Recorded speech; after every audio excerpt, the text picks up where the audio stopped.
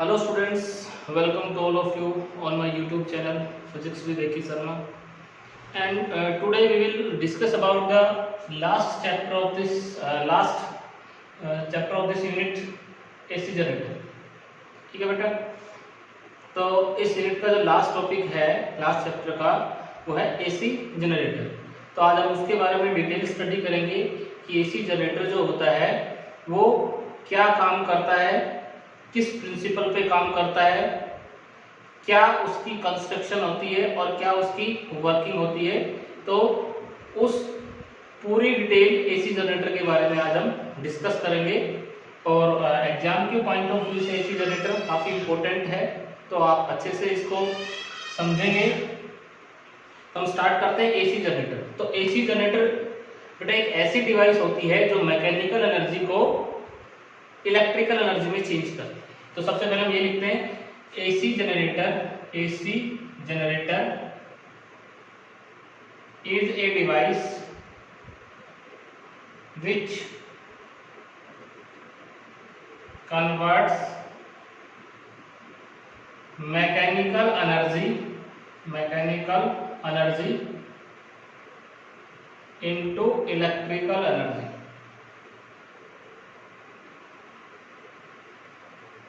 ठीक है, mechanical energy किसमें कन्वर्ट करता है? मैकेनिकल एनर्जी को इलेक्ट्रिकल एनर्जी में कन्वर्ट करता है एसी जनरेटर। ठीक है, जनरेटर सभी ने देखा है, क्या करता है? इलेक्ट्रिसिटी पैदा करता है। तो वो एक्चुअली कुछ जनरेट नहीं करता जनरेटर, वो क्या करता है? कन्वर्ट करता है। इसको किसमें कन्वर्ट करता है? मैकेनिकल एनर्जी को इलेक्ट्रिकल एनर्जी के अंदर। ठीक है, जनरेटर के अंदर कॉइल घूमती है लगातार, और किसके मैकेनिज्म से? क्योंकि उसके अंदर डीजल बर्न होता है और उससे कॉइल रोटेट करती है। कॉइल का रोटेट करना is mechanical work, mechanical energy, और वो मैकेनिकल एनर्जी किसके रूप में हमें मिलती है? इलेक्ट्रिकल एनर्जी के रूप में, इलेक्ट्रिसिटी के रूप में मिलती है। ठीक है, जैसे कॉइल घूमना बंद हो जाएगी, जनरेटर कोई इलेक्ट्रिसिटी जनरेट नहीं करेगी। ठीक है, तो एसी जनरेटर एक ऐसी डिवाइस होता है जो एक तरह की एनर्जी, कौन सी एनर्जी? मैकेनिकल एनर्जी को इलेक्ट्रिकल एनर्जी में कन्वर्ट करता है। ठीक है, तो सबसे पहला कि एसी जनरेटर होता क्या है। दूसरा इसका प्रिंसिपल, इसके प्रिंसिपल की बात करें। प्रिंसिपल का मतलब होता है बेटा सिद्धांत। ठीक है, तो किस सिद्धांत पे काम करता है? तो इसका जो प्रिंसिपल होता है वो बिल्कुल आसान है और हमने पढ़ भी रखा है। इलेक्ट्रिक जनरेटर, एसी जनरेटर जो होता है वो Faraday's law of electromagnetic induction पे काम करता है। किस पे काम करता है? Faraday's law of electromagnetic induction पे। तो ये हम लिख देते हैं इलेक्ट्रिक जनरेटर या AC generator works on the phenomena of Faraday's law of electromagnetic induction, Faraday's laws EMI, electromagnetic induction.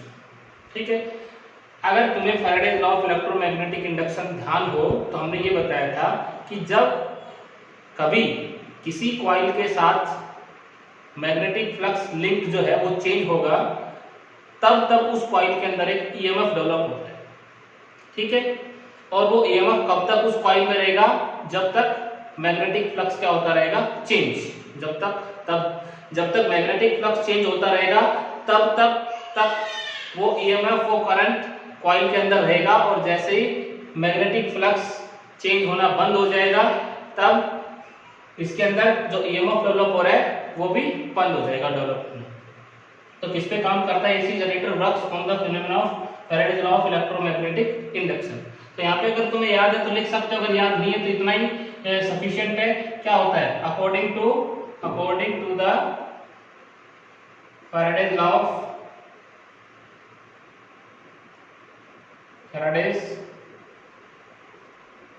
Of electromagnetic induction, whenever a magnetic flux linked with a coil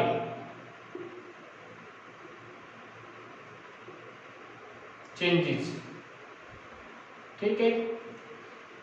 जब कभी किसी कॉइल के साथ जो magnetic flux linked है वो change होगा, then a EMF develop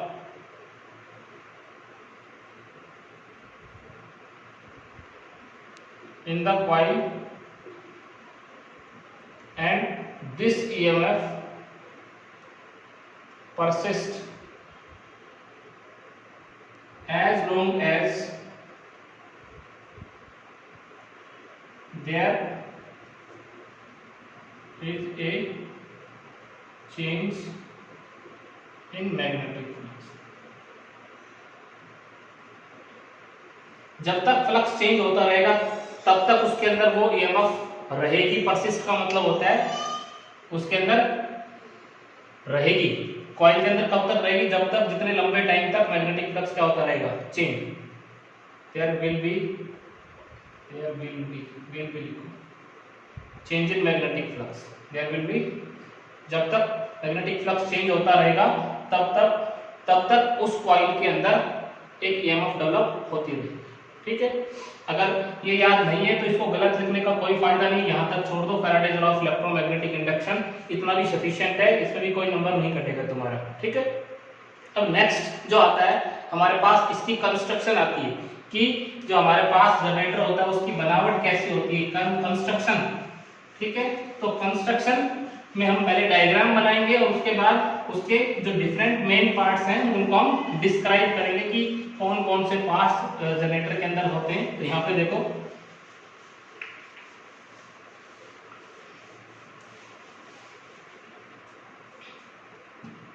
यहाँ पे हम लिखते हैं construction.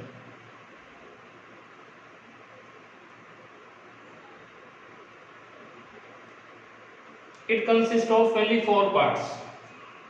It consists of mainly 4 parts. इसके अंदर 4 पार्ट्स होते हैं और वो 4 पार्ट कौन कौन से होते हैं उनको हम देखते हैं। तो सबसे पहला पार्ट जो होता है, this is armature coil. Armature coil. दूसरे नंबर पे हमारे पास होता है स्लिप रिंग्स। तीसरे नंबर पे बेटा हमारे पास होता है कार्बन ब्रूसिस।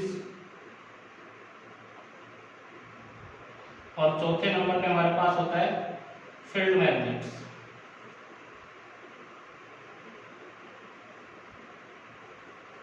ठीक है। ये 4 मेन पार्ट्स होते हैं। तो सबसे पहले आर्मेचर कॉइल। आर्मेचर कॉइल क्या होती है बेटा, आर्मेचर कॉइल जो होती है वो एक रेक्टेंगुलर सॉफ्ट आयरन का पीस होता है जिसके ऊपर कॉपर की वायर बाउंडेड होती है, इंसुलेटेड कॉपर वायर बाउंडेड होती है। ठीक है। जैसे हमारे पास एक डायरी है, इस तरह का एक लोहे की फ्रेम होती है, रेक्टेंगुलर फ्रेम, और उसके ऊपर क्या करते हैं, इस तरह से कॉपर की इंसुलेटेड वायर लेकर इसके ऊपर क्या कर देते हैं, बाउंड कर देते हैं। तो वो उस कॉइल को ही हम क्या बोलते हैं, आर्मेचर कॉइल। क्या बोलते हैं, क्योंकि इसके 4 आर्म होती है, 1 2 3 4 रेक्टेंगुलर कॉइल होती है, तो इसलिए हम इसको आर्म होती है इसके 1 2 3 4 आर्म होती है, बीच से खाली होता है, तो इसलिए इसको आर्मेचर कॉइल बोलते हैं। क्या बोलते हैं, आर्मेचर कॉइल। यहाँ पे हम लिख सकते हैं आर्मेचर कॉइल को डिस्क्राइब करते हैं। आर्मेचर कॉइल क्या होती है, it consist of a insulated copper wire wounded over a rectangular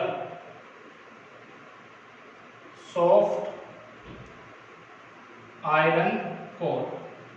एक सॉफ्ट आयरन के कोर के ऊपर इंसुलेटेड कॉपर वायर बाउंडेड होती है, large number of insulated copper wire bounded होती है। ठीक है।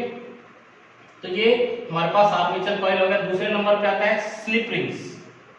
तो स्लिप रिंग्स क्या होते हैं, ये 2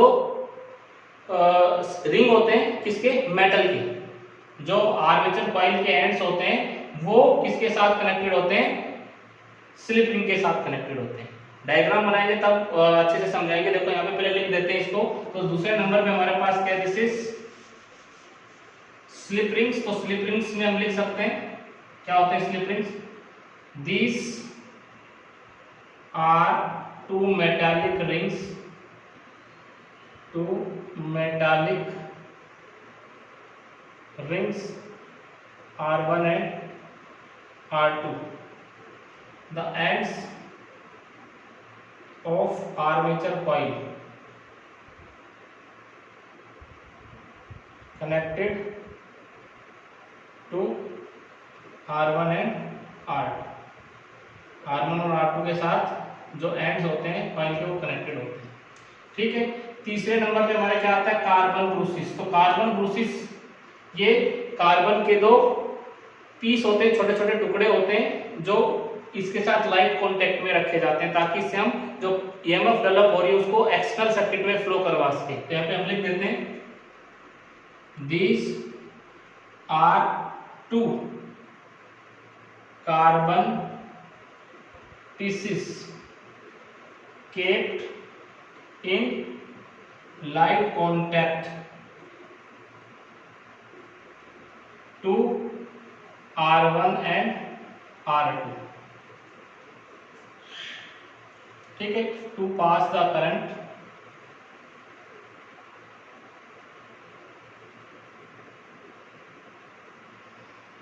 armature coil to external circuit, external circuit। ठीक है, करंट को किससे, आर्मेचर कॉइल से किसमें, एक्सटर्नल सर्किट में पास कर सकें, उसके लिए हम किनका यूज करते हैं, कार्बन ब्रूसिस का। ठीक है। अब तीसरा नंबर पे आता है फील्ड मैग्नेट। तो ये दो मैग्नेट के, इलेक्ट्रोमैग्नेट के नॉर्थ और साउथ पोल होते हैं जो एक स्ट्रॉन्ग मैग्नेटिक फील्ड प्रोड्यूस करने के लिए यूज करते हैं। तो carbon magnetic field magnets N and S are two pole pieces of electromagnet to produce a strong magnetic field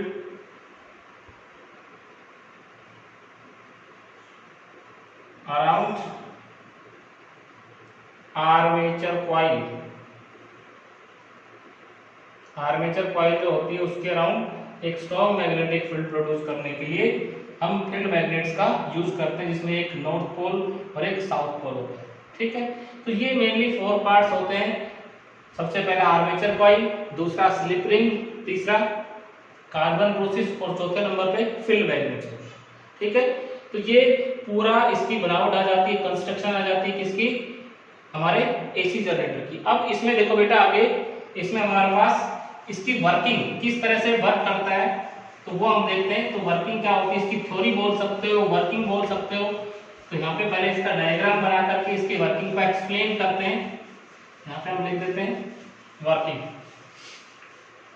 तो वर्किंग बहुत ही आसान है। वर्किंग तो यहाँ पे देखो बेटा वर्किंग में तो पहले इसका डायग्राम बनाते हैं। तो यहाँ पे देखो ये हमारे पास इसका फर्स्ट डायग्राम हम यहाँ पे बनाते हैं। दिस इज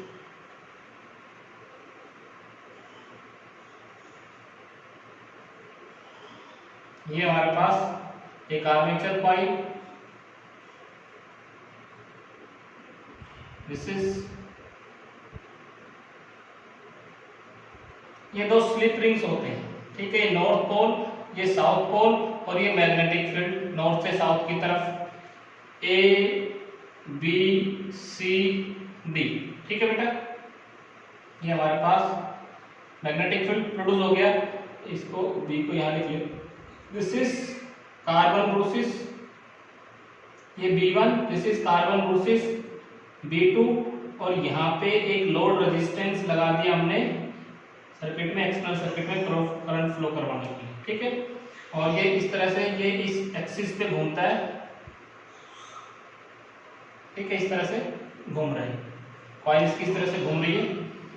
ये नॉर्थ पोल, ये साउथ पोल, बीच में electric field sorry magnetic field develop हो गया। ये रिंग R1, ये रिंग R2, ये कार्बन ब्रूसिस B1, ये कार्बन ब्रूसिस B। ठीक है बेटा। अब एक्चुअल में क्या होता है कि जैसे कॉइल घूमती है तो मैग्नेटिक फील्ड और जो इसका एरिया होता है, प्लेन होता है कॉइल का, उसके बीच का एंगल चेंज होता है। और जैसे ही एंगल चेंज होगा, हमें पता है, तो फ्लक्स क्या होता है, phi is equal to BA cos theta.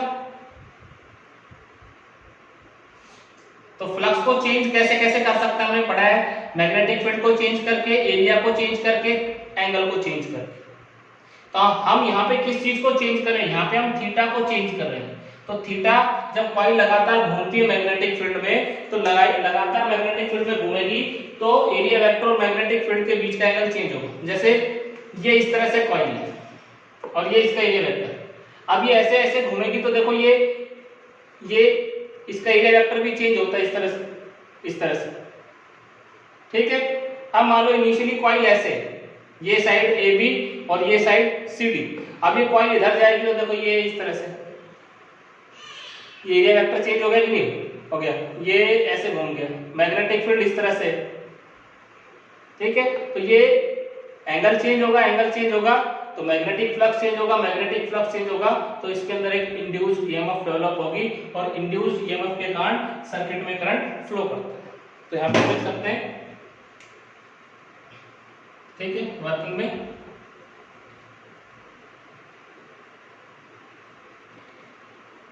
when coil rotates in magnetic field,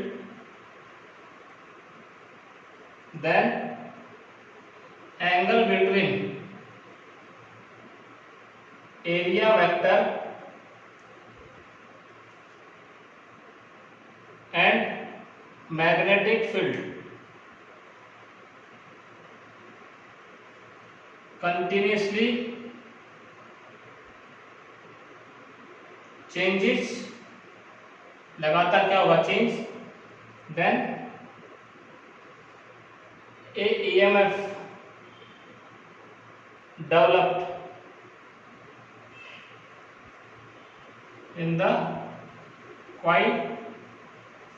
ठीक है। तो कॉइल में क्या, एक EMF डेवलप होगी, due to which current is induced, जिसके कारण क्या होता है, करंट इंड्यूस होता है। ठीक है। अब ये इसकी वर्किंग हो गई। ठीक है। अब यहां पे देखो, मान लो इनिशियली AB बाहर की तरफ आ रही है, CD अंदर की तरफ जा रही है। Let initially AB, arm AB moves outward, ये बाहर की तरफ आ रही है, AB बाहर की तरफ, एंड CD moves इनवर्ड, ये अंदर की तरफ जा रही है। तो अंदर की तरफ मूव कर रही है, बाहर की तरफ मूव कर रही है। So Fleming's right hand rule, Fleming's right hand rule, भाई इंड्यूस्ड करंट की डायरेक्शन किससे बताते हैं, फ्लेमिंग्स राइट हैंड रूल से। तो यहां पे देखो, अंगूठा कंडक्टर की डायरेक्शन में, राइट हैंड यूज कर रहा, मैं राइट हैंड यूज कर रहा हूं, this is my right hand, अंगूठा बाहर की तरफ, मैग्नेटिक फील्ड किधर, ये मैग्नेटिक फील्ड देखो, ये मैग्नेटिक फील्ड, अंगूठा बाहर की तरफ, तो करंट, ये उंगली करंट की डायरेक्शन देती है, तो करंट B से A से B की तरफ, ये देखो इस तरह से A से B की तरफ, इस तरह से B2 से B1 की तरफ। ठीक है। The induced current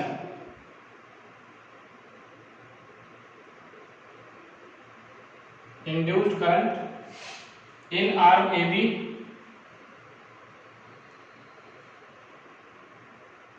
flows from A to B। Sorry B2A, उल्टा लिख दिया हमने, B2A इधर फ्लो कर रहा है B2A, and in external circuit in arm CD from C to D, इसमें C से D की तरफ आ रहा है। और एक्सटर्नल सर्किट में देखो ये पूरा का पूरा एक्सटर्नल सर्किट है, ये नीचे वाला पूरा एक्सटर्नल सर्किट है, ये वाला एक्सटर्नल सर्किट है, ये एक्सटर्नल सर्किट है हमारा। तो एक्सटर्नल सर्किट में कैसे फ्लो कर रहा है, B2 से B1 in external circuit, in external circuit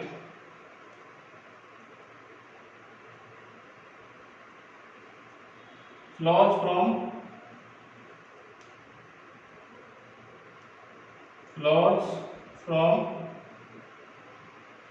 B2 to B1, B2 to B1, ठीक है।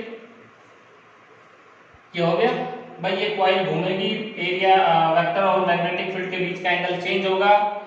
तो यहाँ पे फ्लेमिंग्स राइट हैंड रूल लगाया, राइट हैंड के कारण यहाँ पे जो इंड्यूस्ड करंट है इस आर्म में B से A की तरफ गया, इसमें C से D की तरफ आया, और एक्सटर्नल सर्किट में B1 से B2 से B1 की तरफ आया। आफ्टर हाफ रोटेशन क्या होगा, तो वो सीन हम देखते हैं। आफ्टर हाफ रोटेशन क्या हो जाएगा, तो आफ्टर हाफ रोटेशन देखो बेटा, आफ्टर हाफ रोटेशन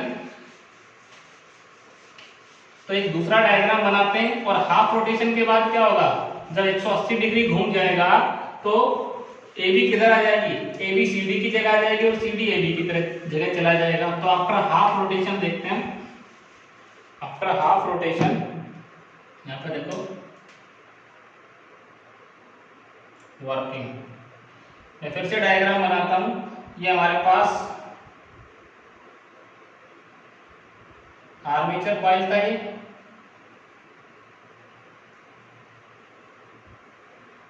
देखो ये इस तरह से, ये हमारे पास क्या था, this is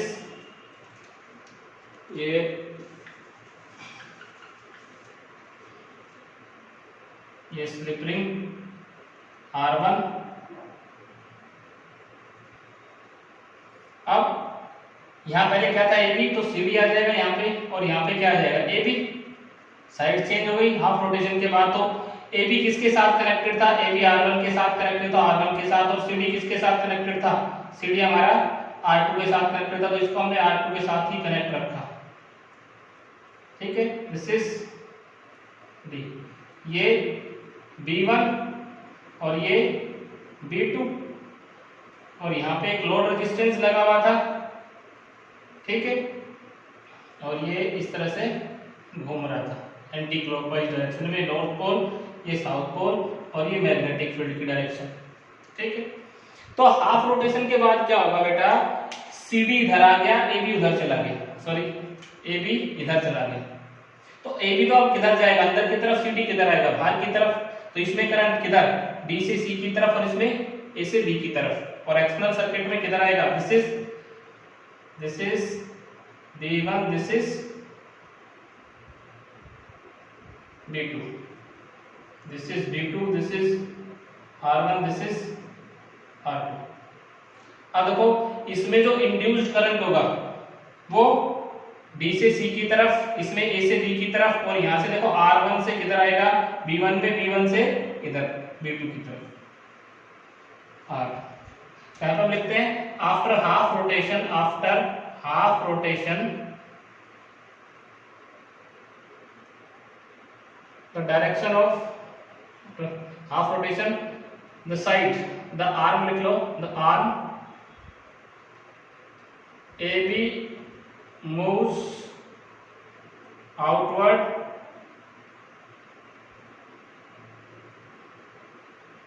and CD moves inward।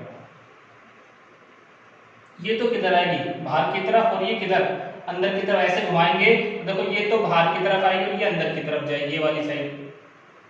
So according to Fleming's right hand rule,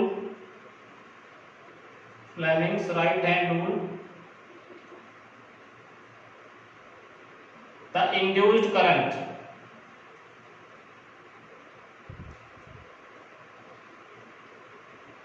induced current in arm AB, in arm DC, इसमें देखो, इसमें in arm DC flows from D to C and in arm AB flows from A to B। ये इस तरह से external circuit में यहां से इधर आएगा, लगा लो। ये देखो मैग्नेटिक फील्ड, ये उंगली मैग्नेटिक फील्ड के लिए होती है, ये वाली, ये करंट की डायरेक्शन बताती है, अंगूठा direction of motion of conductor, तो कंडक्टर बाहर की तरफ, मैग्नेटिक फील्ड इधर, तो ये देखो करंट डी से सी की तरफ। And in external circuit,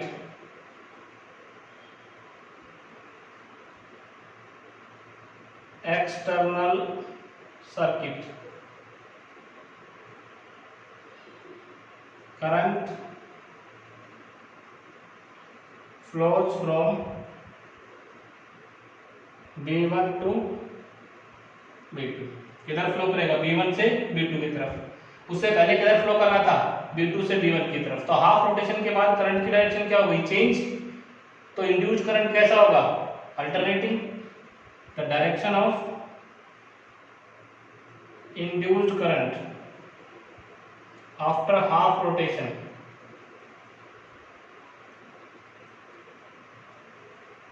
is changed, so induced current is AC। कौन सा है भाई? डायरेक्शन किसमें चेंज होती है? हाफ रोटेशन के बाद AC में होती है, तो इंड्यूस्ड करंट क्या होगा हमारा? AC होगा। क्या होगा? AC। तो ये इसकी वर्किंग हो गई, ठीक है। पहले साइकिल में AB बाहर की तरफ आएगी, CD अंदर की तरफ जाएगी, तो AB में करंट B से A की तरफ, एक्सटर्नल सर्किट में B2 से B1 की तरफ, ठीक है। हाफ रोटेशन के बाद CD बाहर की तरफ आएगी, AB अंदर की तरफ जाएगी, तो CD में करंट D से C की तरफ, AB में A से B की तरफ, और एक्सटर्नल सर्किट में B1 से B2 की तरफ। हाफ रोटेशन के बाद करंट की डायरेक्शन चेंज हो गई, तो इंड्यूस्ड करंट हमारा कौन सा होगा? अल्टरनेटिंग करंट होगा। कौन सा करंट होगा? अल्टरनेटिंग करंट, ठीक है। अब थोड़ा सा इसका मैथमेटिकल कैलकुलेशन कर लेते हैं। तो मैथमेटिकल कैलकुलेशन देखो, अगर मैं ये कहूं कि हमारी कॉइल जो है किस स्पीड से घूम रही है, तो हम कहें ओमेगा एंगुलर वेलोसिटी से घूम रही है। और कॉइल में कितनी टर्न्स हैं? n नंबर ऑफ टर्न्स है। तो यहां पे देखो बेटा, if coil has n number of turns and rotates with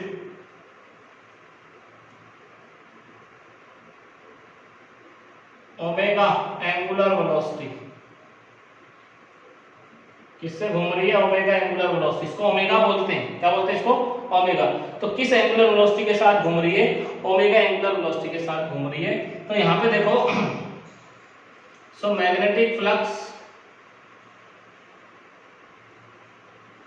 linked with the coil at any time t कितना होगा? Phi equal to B A cos theta. ये तो एक के लिए होता है, अगर n नंबर ऑफ टर्न्स है तो n B A cos theta, total magnetic flux. Equation number first. अब देखो थीटा को एंगुलर वेलोसिटी में चेंज करते हैं, तो ओमेगा किसके बराबर होता है? Omega is equal to theta upon t. This is angular displacement time angular velocity. Theta क्या है? Angular displacement, angular displacement. तो हमने 11th क्लास में पढ़ रखा है एंगुलर वेलोसिटी निकालने का फॉर्मूला क्या होता है? Angular displacement divided by time. कितने एंगल से घूमी वो और उसको टाइम से डिवाइड कर दो, कितने टाइम के लिए घूमी वो, तो एंगुलर वेलोसिटी आ जाएगी। तो थीटा कितना रहेगा? Theta is equal to omega t. So then phi कितना हो गया? Phi is equal to N B A cos omega t. लिख सकता हूं इसको ऐसे, इसको ऐसे लिख दिया। थीटा की जगह ओमेगा टी कर दिया। सो इंड्यूस्ड ईएमएफ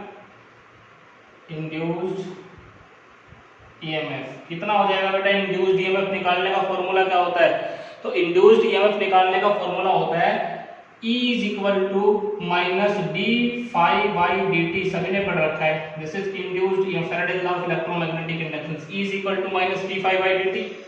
तो यहाँ से देखो हम ये वैल्यू रखते हैं और कितना इंड्यूस्ड ईएमएफ आएगा वो हम कैलकुलेट कर लेंगे यहाँ से। तो इंड्यूस्ड ईएमएफ आसानी से हम यहाँ से निकाल सकते हैं। तो देखो यहाँ पे बेटा इंड्यूस्ड ईएमएफ कितना हो जाएगा हमारा,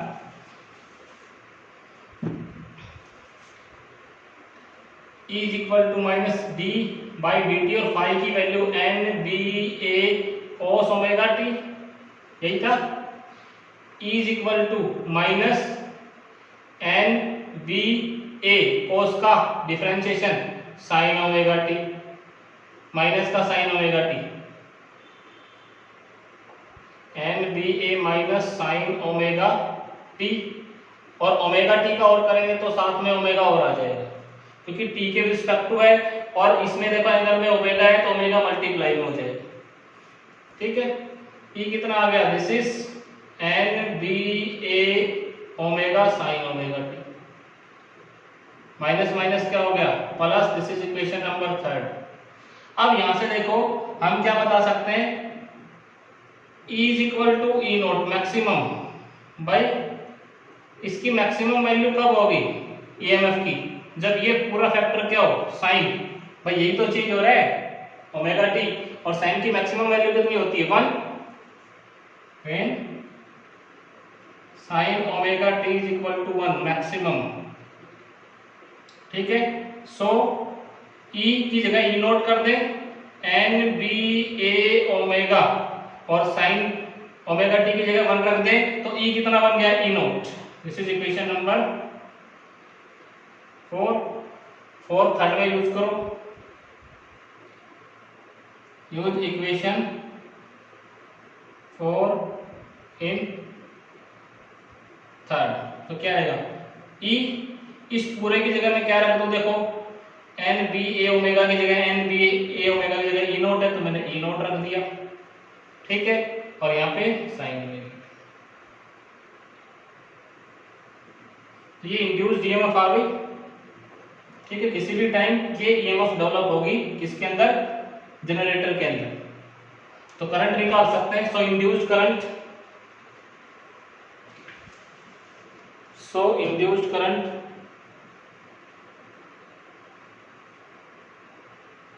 इंड्यूस्ड करंट कितना बेटा? I is equal to E by R होता है, तो I कितना आ गया? E naught sine omega T और डिवाइडेड बाई आर। E की जगह E की वैल्यू रख दी, ये इंड्यूस्ड करंट आ जाएगा। ठीक है, किसी भी टाइम यहाँ से ये इंड्यूस्ड करंट होगा। तो ये पूरा वर्किंग मैथमेटिकल कैलकुलेशन, ठीक है, इसके बेसिस पे हम न्यूमेरिकल्स निकाल सकते हैं। और ये पूरा का पूरा हमारा क्या हो गया? जनरेटर हो गया, इलेक्ट्रिक जनरेटर। ठीक है बेटा, आज के लेक्चर में इतना ही। नेक्स्ट लेक्चर में जो ट्रांसफार्मर और एसी जनरेटर के न्यूमेरिकल या कॉन्सेप्चुअल क्वेश्चन एग्जाम में पूछे गए हैं उनके बारे में हम डिस्कस करेंगे। Thank you.